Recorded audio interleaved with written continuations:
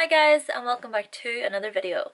So in today's video we are going to be discussing the physical appearance and health of Gemini.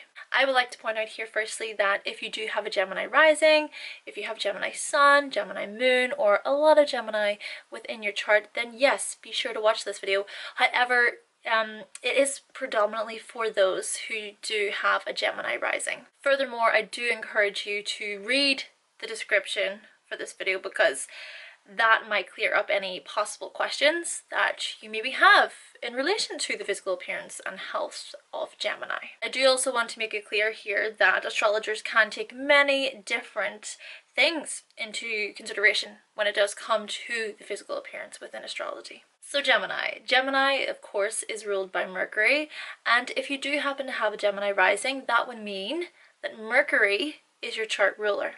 Furthermore, Gemini is an air sign. It is mutable energy. The very symbol for Gemini, of course, is the twins. And lastly, Gemini rules the shoulders, the arms, the hands, the nervous system, as well as the lungs. I'm going to describe the Gemini physical appearance. Then what I'll do is I will show you an image of one Gemini rising female and one Gemini rising male.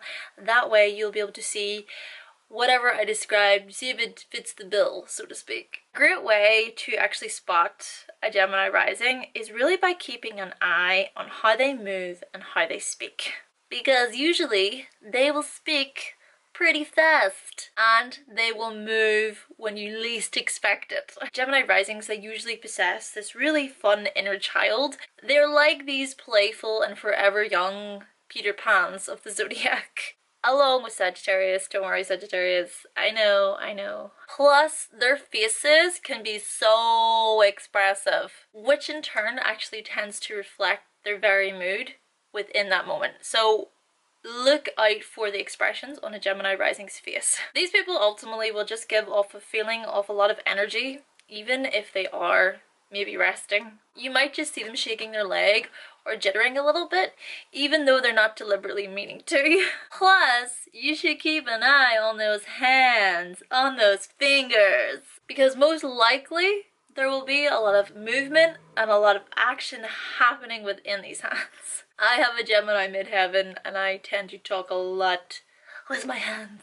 So with that, the same goes for those Virgo risings, alright? Remember here, Mercury rules both Virgo and Gemini, and so if you have a Virgo rising, then that would mean that Gemini would be your midheaven.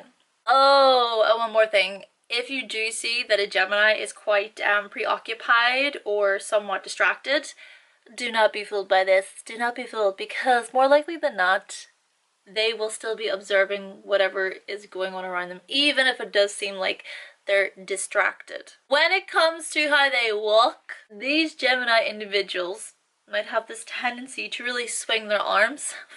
Just swing their arms in a very long, sweeping motion whilst they walk. Now, onto their features. Geminis, they're often graced with quite small features. If you do look at their face, their features might be somewhat doll-like because the features would be a bit more centered in.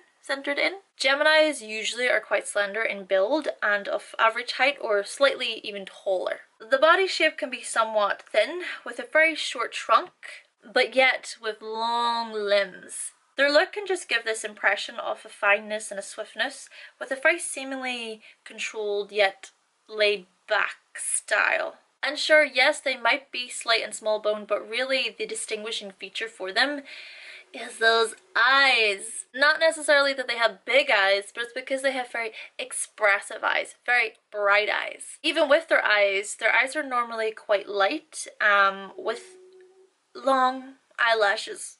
And if you do concentrate on those eyes, you will see how they just dart across the room as they're observing. Just darting from one place to the next. Where am I looking? Where am I looking?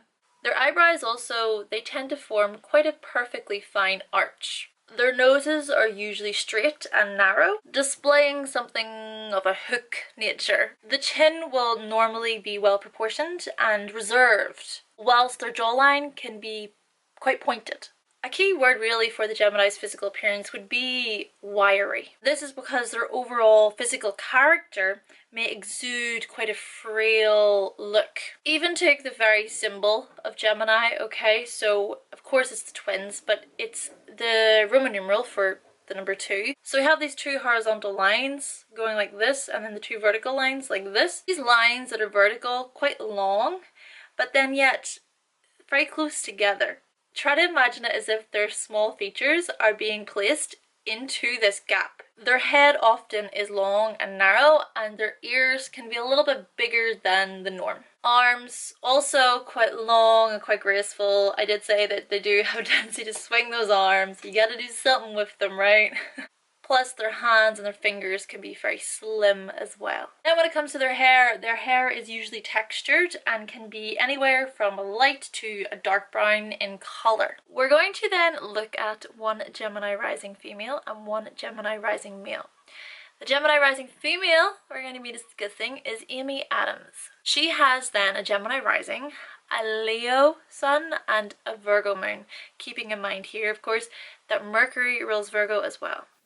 Alright, so looking at Amy Adams, first off the bat, you can see that jawline is very much pointed inward.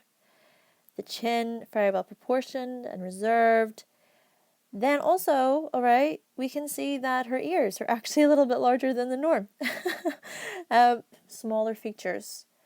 That very doll-like look to her, where the features are very centered within her face. And then also those eyes are so expressive. You could just tell, even within her acting, when she acts, you can see the emotions just pouring through her eyes. And they may not be the biggest eyes, but they're beautiful. They are so bright. And the nose as well. The nose is quite straight and it's quite narrow, displaying that somewhat hook to it. Moving on to the Gemini rising male, we're going to be looking at Tim Burton. Now Tim Burton, he has the Gemini rising, as well as a Virgo sun, and then he has a Capricorn moon. Tim, you are up. Oh my gosh, look how close together all of his facial features are. Especially his eyes. Everything is so crammed in there. Crammed into that little box, like I was saying. Plus, he has a very high forehead. I even think that his ears are a little bit bigger as well, and his mouth, mouth is really quite wide, and that's another thing about Gemini risings. You can have a very wide mouth. Let's then discuss Gemini health. Now Geminis, they must work to really acquire this calmness of the mind as well as their body. They might benefit quite well actually from eating a little bit more slowly, whilst also avoiding the use of their hand gestures when they're having discussions or debates or arguments, because they don't want to seem like they're coming off as too aggressive. If you can imagine, if you go up to someone and you're swinging your hands around, people are like, whoa, whoa, whoa, whoa, whoa, whoa. This will just help them maintain control within angry situations. Vulnerable parts of the body then, of course, would be the arms, would be the hands, the fingers, the lungs, and the nervous system, because of course, well, Gemini rules these parts of the body. It is mainly respiratory problems and various nervous conditions that are common Gemini complaints. They might also be prone to tuberculosis as well as anemia and even asthma. Because they are usually prone to nervous disorders, it is best that they try not to overwork themselves and not to overconsume caffeine. So light exercise might be really advised here, such as walking, yoga, tennis, things like this. I would like to highlight here that yes, I do have the Virgo rising, and so then of course I have the Gemini midheaven. Now I also have my Mercury in the 6th house, and for me, I tend to switch up my workout routines a lot. Lately I've been doing more yoga, more walking, and then I have my indoor weights that I'll lift, you know, just a couple times a week. So it's quite minimal, but walking is the main source of exercise I do because I walk to work. However, rewind a couple of years ago, I was always at the gym. I was at the gym like 4 to 5 times a week, lifting really heavy, doing a lot of cardio. I did so much exercise. I do think that I burnt myself out, though at the same time, I love HIIT training, high intensity interval training, and I love sprinting. Oh, and another thing, I love dancing. Dancing, Oh my gosh. I love it, love it, love it. I think if you have Mercury in your 6th house, you might, this is just my opinion, you might be more prone to wanting to switch up your exercise routines a lot more because the 6th house also is related to fitness. Now, if you do happen to have Gemini on your 6th house cusp, you might be greatly prone to these nervous system problems. You can possibly suffer from bad nerves.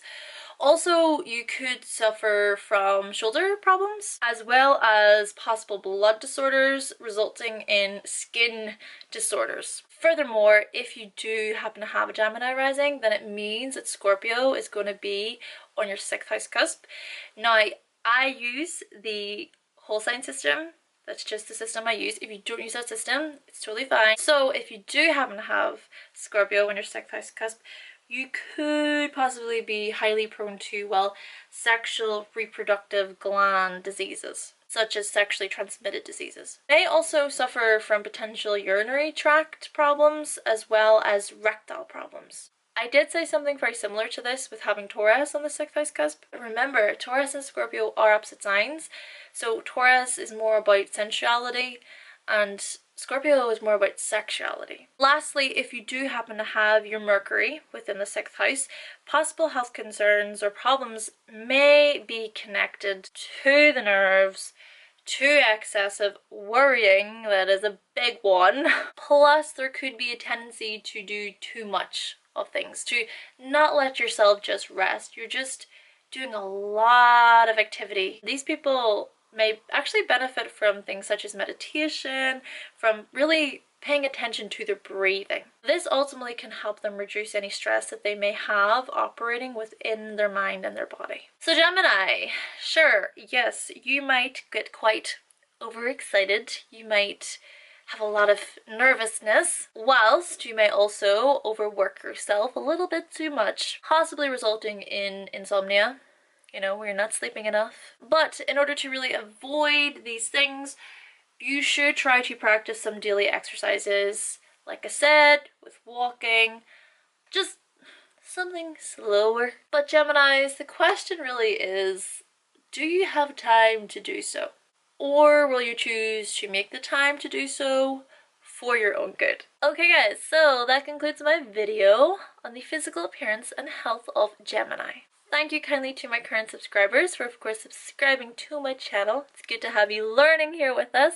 And furthermore, if you would possibly like to see more videos from me, then please be sure to click the subscribe button. And I will be back with Cancer very, very soon. Bye!